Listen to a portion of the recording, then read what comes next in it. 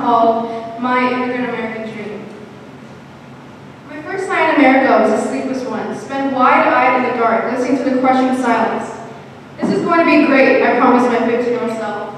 You're going to love it here. My family and I had just moved to Charleston, South Carolina, from Mumbai, India. We had moved periodically between India and the United Arab Emirates before, but I'd always lived an insulated life in the Middle East, studying at Indian schools and engaging mainly in the very large Indian community there.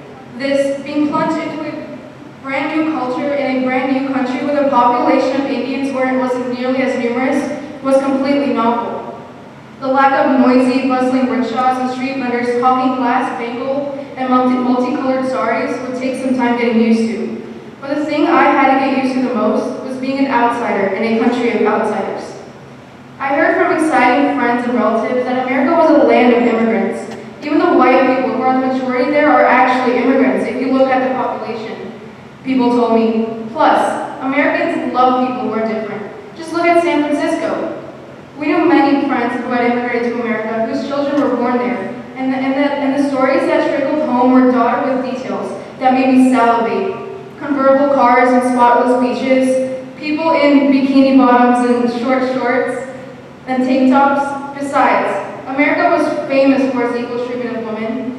India still had huge strides to make that in the arena when I lived there, and I was eager for a change.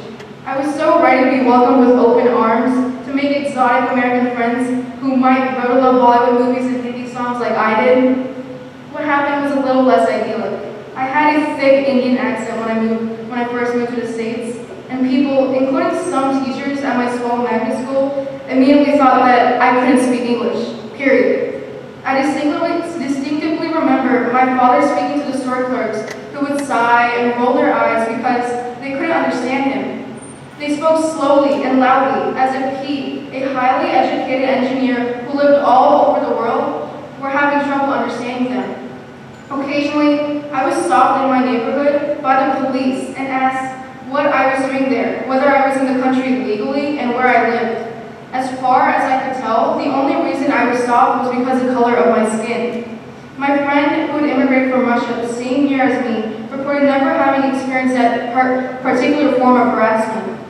One boy insisted on sneeringly calling me Ganesh in class because of the religion that my parents practiced. And the teacher never stepped in. At the post office, someone yelled at me and my mom to go back to our country because apparently we were standing in the wrong line. I got used to the question, as seemingly casual but with a gimlet eye. Are you here illegally? Whenever I said I didn't have a social security number since I was a dependent on my dad's work visa, it made my cheeks burn at first. My parents had paid a lot of money to come to the States and got through all the proper channels and jumped through all the hoops, and of those there were many. What right did they have to ask me that when they didn't even know how visas worked, and when many of them had never even been out of the country? And anyway, what did they think? That I swam all the way here from India? For the longest time, I thought there must be something wrong for me, for people, even people I respected or considered my friends, to say things like this. Once I realized I was accepted as a woman, just not as an immigrant, I figured I needed to acculturate better. So I began to speak with an American accent. When people asked if I spoke Hindi, I said, well, America was my first language and I speak it better. I began to shop at Old Navy whenever my parents would let me, and I regulated all my Indian clothes to the back of my closet. I didn't know what was acceptable anymore, so I simply stopped creating. I was, without thinking, trying to obliterate those parts of myself that I thought weren't American enough. And to me, in those days, American meant white, and because that's the message I was getting. I wanted to be lighter skinned, taller. I wanted to blend in and become someone else. But as I went through high school and then college, a strange and wonderful thing started to happen. I began to see myself for who I was, past all the cladding of immigrant versus American born, of accent versus no accent. My high school best friend, who happened to be a daughter of Nigerian immigrants, helped me see that there was nothing inherently wrong with being an immigrant. Sorry. This story is really good. She embraced her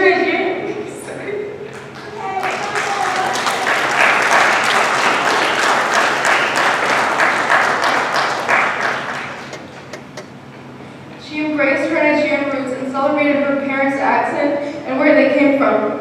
The way she spoke openly about her injustices they faced helped me see that that's what they are: injustices, prejudice, ignorance. I had a hard time seeing it when it was directed at me, but seeing it directed as a friend drew the line between right and wrong pretty starkly.